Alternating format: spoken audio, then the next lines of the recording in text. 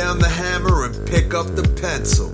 You're about to listen to the Savvy Radio Show. Learn from real-life real estate investors, experience revealed with the Savvy Landlord as your host.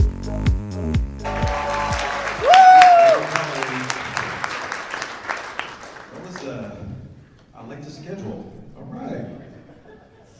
Anybody else like to schedule? What? You gotta live on your calendar. Anyway, I'm honored to be here. I'm thankful. We need to get a little bit more energy. Can you make a really loud clap for all the people behind the scenes that got this food here, got these tables here, did all this stuff for you and for me?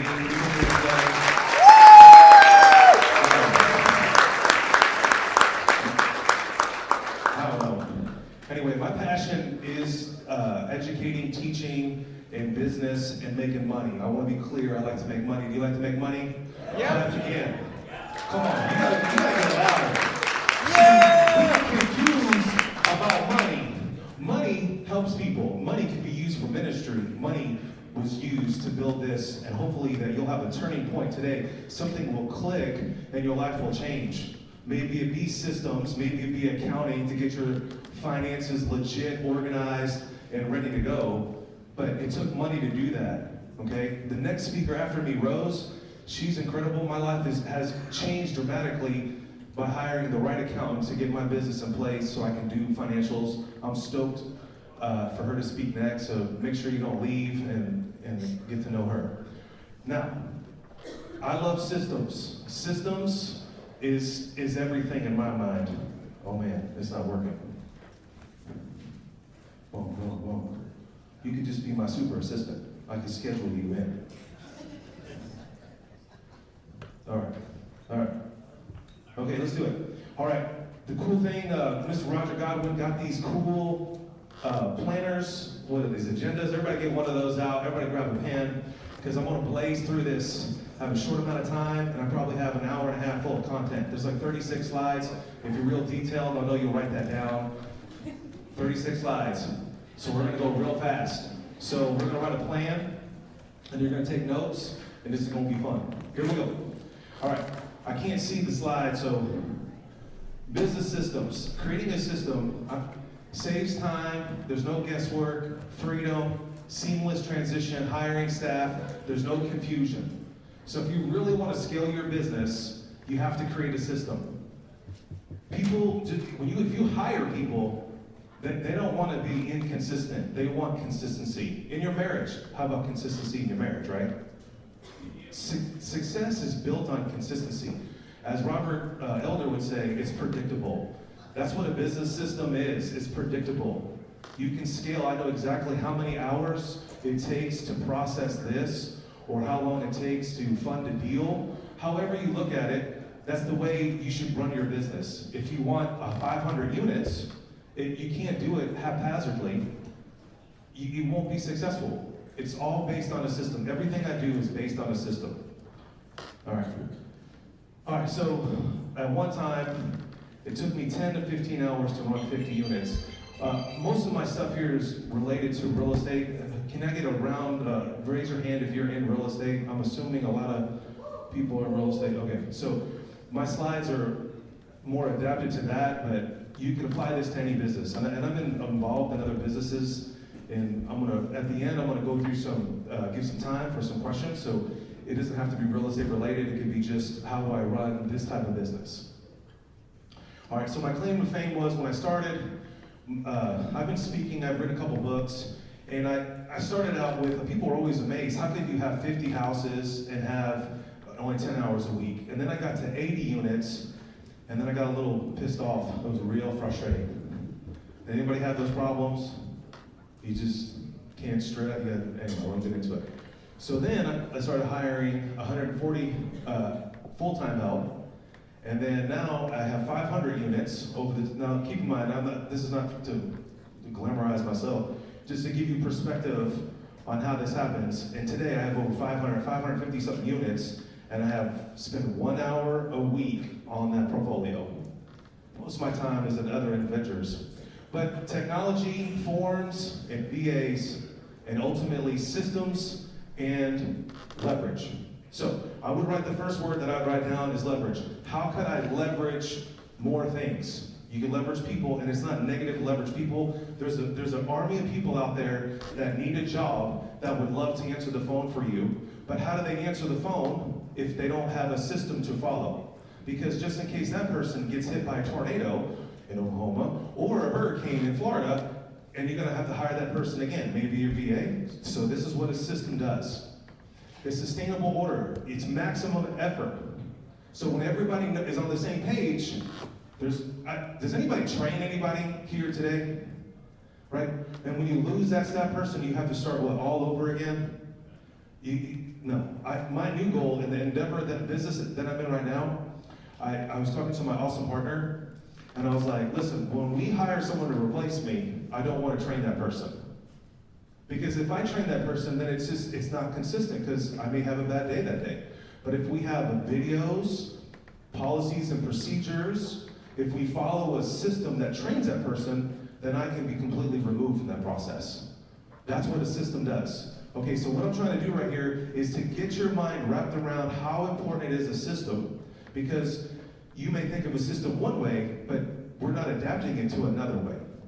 All right, so, and here's one thing about systems you gotta realize, is it's constantly changing. If you are a typical male like myself, you don't like the change, and it gets frustrating, you just have to you have to drop your pride, and you're gonna have to just continue to work on it. The systems that I wrote 10 years ago, I'm still modifying today. But which is really cool, my very first system that I wrote was in 1992. Isn't that crazy? That tells you how old I am. If you're curious, how old do you think I am? 49, I just turned 49. Anyway, but that system that I wrote in 1992, which was like when a customer calls in, we mail a postcard. And then we mail them a packet, which was, at that time, we would do KPIs, and it'd be $3 per packet to be mailed out. Well, that same system, that same drip campaign that I do in 1992 to build my business back then, is the same system that I do today, but it's electronic. It's a PDF, it's emails. So you constantly have to change your systems. So I have a system for my finances. Quarterly reports, monthly reports, financial statements. I review them. Okay, everybody cool on that stuff? Any questions so far? No questions? Is everybody motivated to do a system? Yeah! There you go. That's my one fan. All right, first of all, when you sit down and really create a system, you gotta be in the right mindset. Go stand up, shake yourself. I like Tony Robbins. He's like, put your hands up, clap your hands, dance around, I don't know, shake your body, do whatever it takes. Maybe we should do that right now. Everybody stand up. Come on, stand up. We're gonna get in the mindset. All right, everybody put your hands above your head and clap. All right, stop. Simon says stop. All right, say, I can do this. I can do this. I'm successful. I'm successful. All right, sit down. So everybody's already successful. You can do this. Now, I'm going to say something weird. Okay, we'll keep on rolling. All right, so you gotta love the process, and it's got to take time. You can't beat yourself up. Okay, you gotta. I'm telling you, you'll write a system, and you may have to scrap it. You may have to throw it away. But you're going to have to enjoy the process. You're going to have to think of your why and what's going to happen when it's done. See, this new business I'm in, or this business I'm in, and if I train this person and then they don't work out, guess who has to come back into it? Me. But if I really spend a lot of time on the process and create this business system, so this is the process when they walk in, this is our HR department, this is how we do it, I can step out, and if that person disappears, we can do it over and over again. And we can scale multiple offices. All right, save yourself time and energy. It's always about systems. I'm telling you, the systems that I have in place, it gives me the freedom that I need. You gotta remember why you're doing this system. You gotta remember what an entrepreneur is. Pretty much everybody in this room is an entrepreneur. This is a podcast I'm gonna do pretty soon about what I've just recently learned about different levels of entrepreneurs. We're about to make money. We want to build wealth, shelter our money. What else do we want to do? Leverage, depreciation. But what's your why? My why is freedom. My why is like, I like the challenge, see if I can do it without me. I want to get crazy, see how much revenue I can make that I'm not even involved. Can I not show up? You know, I learned this from Rich Dad Poor Dad. He's like, you're successful when you can leave your business for 1 year and you come back and make more money with you being there. That's my goal. And that's based on freedom. What's your goal? What's your why? Why are you doing this? Don't lose perspective. This is going to be hard. This is going to be challenging. I'm making it so glamorous and so easy. It is gut-wrenching, hard labor. Sit down. Your bottom's going to get hurt, and you're going to have to think outside the box. You're going to have to think, what is this person going to receive when they come in? And we're just creating more systems all the time. Like now we have a new system in one of our businesses where we have a 30-day checkup call, a 30-day lunch. And then we ask these series of questions, point-blank questions. Do you like working here?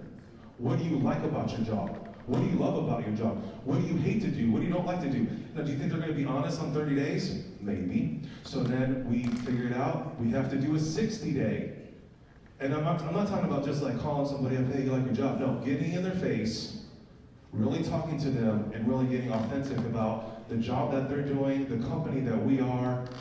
You got to figure out what's your why. That produces freedom. When I go into this system, now I follow the system. It's on my calendar. 30 days. Go meet this guy. I sit down and have lunch with him. I'm like, man. But the system works. After I get it going, after 1 year, that employee becomes 6 years, 8 years, 10 years, and it's more and more freedom for me. All right. So here's some of my experience. I've been self-managing my properties for 20-something years.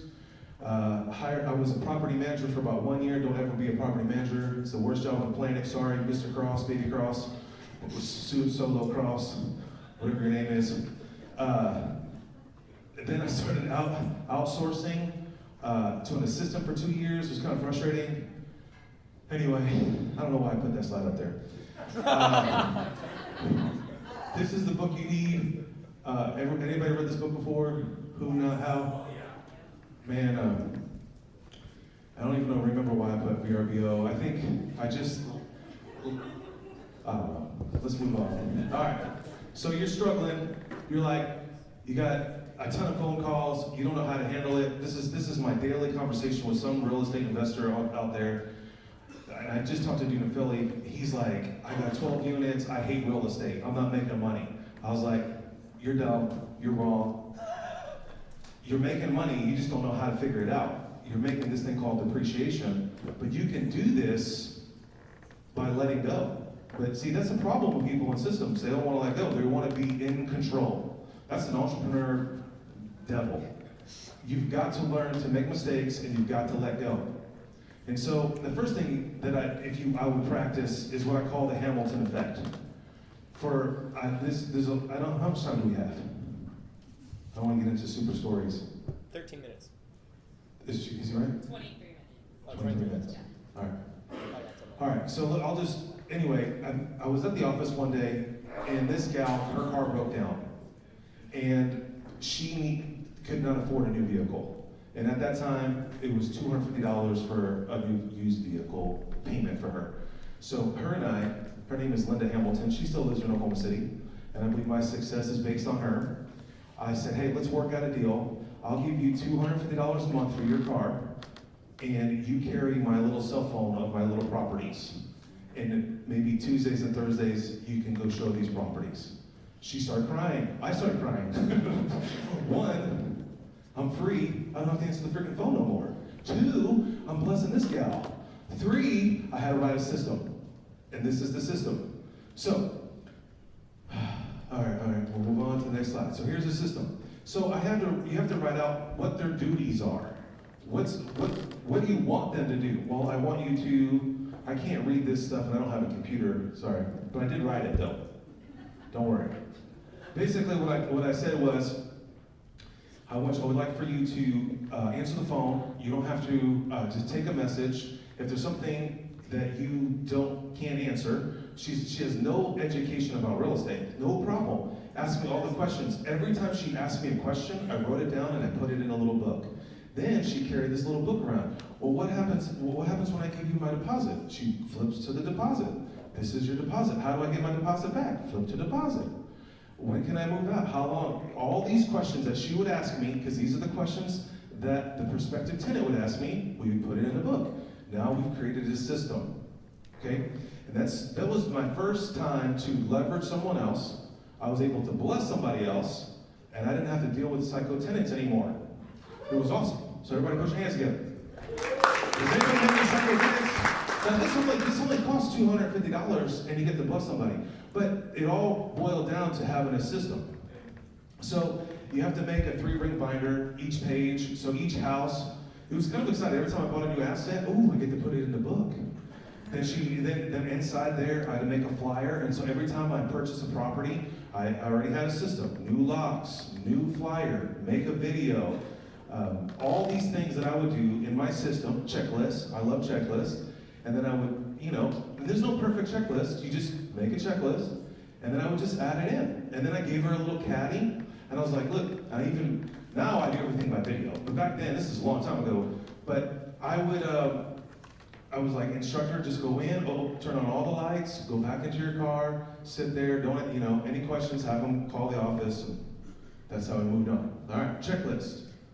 If you're managing a manager, this is critical. This is kind of a question I get a lot. How do I manage a manager? Checklist, daily, what's your expectations? What do you want them to do? What's their duties? Successful people want to know what the expectations are. If you just say, go take care of it, you're shooting yourself in the foot. You can't do that. You have to be very clear and concise. This is what I want done. This is how I want it done. But then you have to let go. If the job gets done, that's great. They may not do it your way, but what's the point? What's my why? Freedom. All right, so here's just a basic system, of a phone system. Now some of these slides are kind of antiquated, so bear with me. But I had an answering service. So the phone was the biggest chain and ball in my mind. It's just tenants calling up, hey, how much is the house for rent? Did you see it on the internet? The price is right there, but they got to call in and say, how much is it for rent? Has anybody ever had that problem? You just want to shoot yourself. Seriously. I'm like, what is wrong with people? You saw it on the internet, you saw the phone number, how'd you call me? The price is on there. So that's the number one question they ask. So you can, for $100 a month, you can hire an answering service. Now, you have to create a system for the answering service, what to say, how to respond. That's a system. Google Voice, separate mobile phone, text messages, canned responses. So these are kind of the elements that we're going to get into. Oh, I never answered the phone.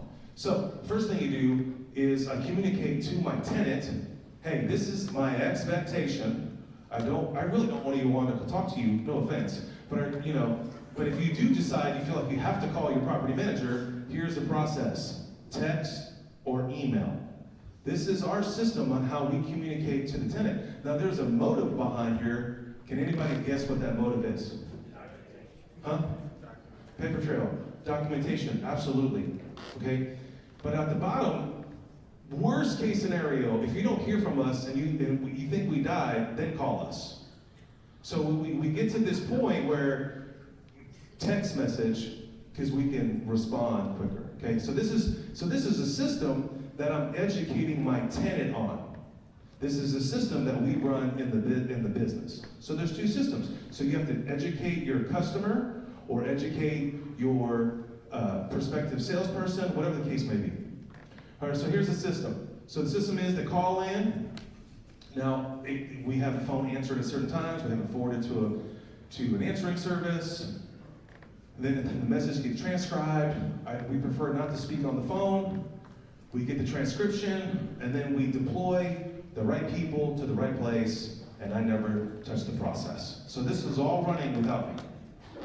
So then we respond. We always respond. We call it the 3-step slap at the office. We email, text, and then if I have a staff member that's their job is to call, we call back. We don't want any confusion. We don't want any missteps. We're always assuming that we're going to go to court one day, and we want to be responsible and do our part. And when you go to court and you stand in front of a judge, who they're going to slide with, so we're not going to take any chances. And then, with that business mind, I have evidence. I explain to the tenant why. Don't call here ever again. Only text or email. I'm just playing. I'm a little burned up about landlords. Thank God I'm not a landlord. Well, I guess I still am a landlord. All right. Is this all valuable? Yes. Okay, I don't know if you hate me by now, because I'm 5 minutes. Is she serious? Are you serious? Or are you just like saying hi? 8 minutes. All right. So we'll speed through this. Okay, so here's the same thing. Here's my eviction process. Now, again, I always, expectations for you, if you're my client, if I'm going to coach you, these are my expectations. I expect you to do this. I expect you to show up. I expect you to make these calls, blah, blah, blah. This is my tenant. This is what's going to happen if you get evicted if you don't pay your rent. So we're all clear.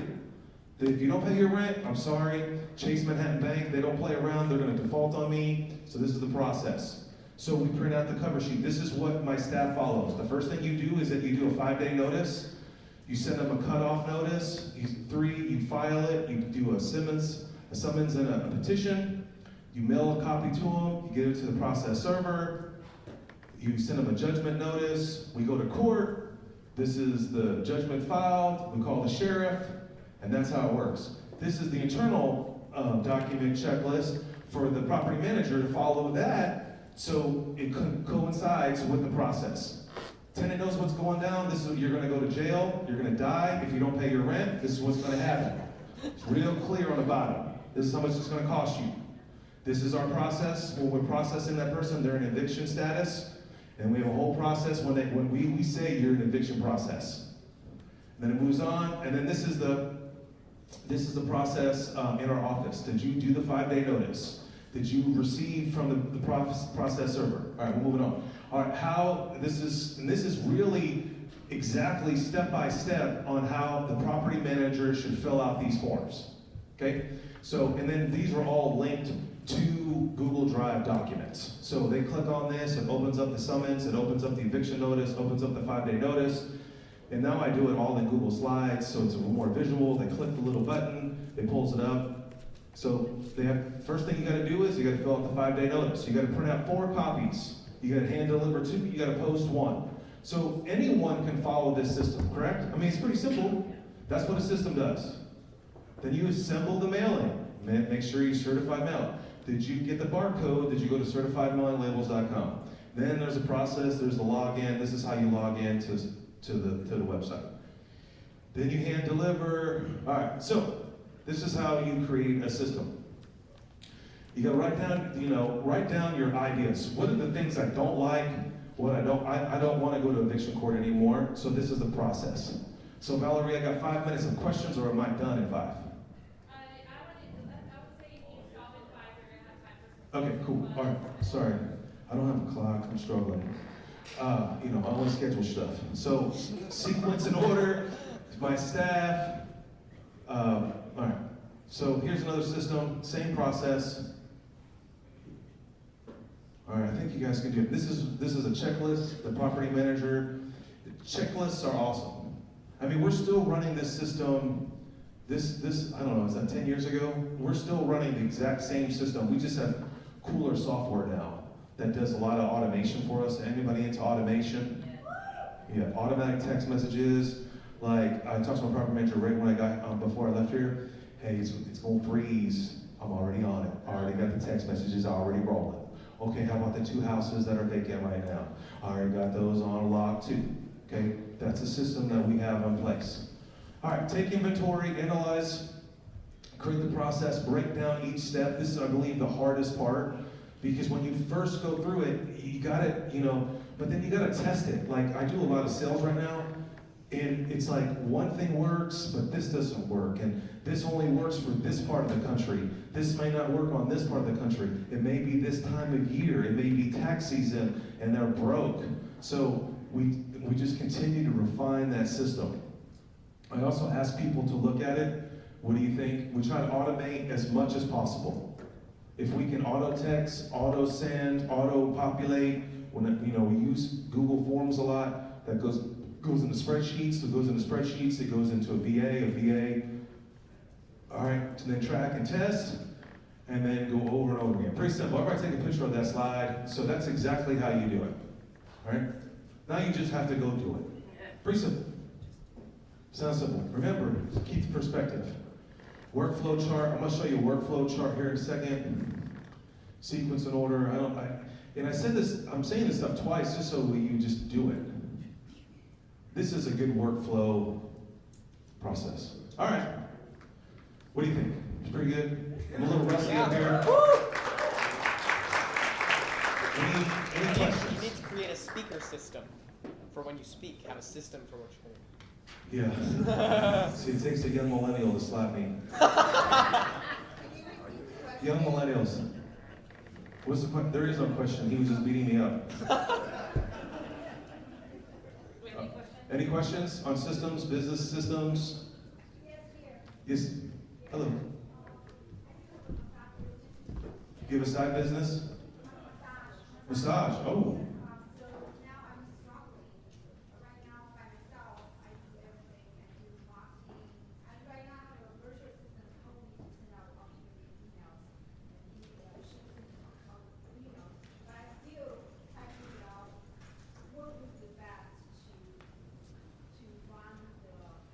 Yeah. So it's a great question. She's asking, what's the best way kind of to run my business? The number one thing I do for any endeavor I do, it must have software that runs the business. So for you property managers out there, or investors, you have Buildio, Appfolio, or some nucleus of a software. I would Google up massage person management software that has a CRM involved, so it's one nucleus that it holds your whole business together. Does your accounts receivable, payable? I mean, maybe that, but mostly your scheduling, automations, and all that jazz. So the first thing you should do is get a software that you can log in, that you can track your customers, you can track your appointments, your revenue, all that stuff. All right, you have a question? Yeah, I'm really, really good at setting up systems. I'm really bad at being consistent on executing systems. Yeah, so step to the side and hire someone that's going to execute. There's people that don't start. I'm a starter, but I'm not a finisher. I can start businesses all day and they all fail. So they're all good ideas and we're all going to be rich, but they all suck because I don't finish them. So I have learned to only work with finishers from forward. I'm the creative guy or the starter, but I have some really good friends in my life right now. They are finishers, and that's the people I want to hang out with. Who's going to finish for me? I'm a starter, and these people that I'm working with, they're not starters. They're too scared. They don't have the capital. I have the capital, and I'm not scared. What's the worst thing that can happen? Anyway. Anyone else? I could talk about this all day. All right, thank you. It's nice to meet you. Systems don't fail. People do, right? Thank you for sharing your time today with us. Appreciate it. Connect with him afterwards. Big round of applause for Stephen.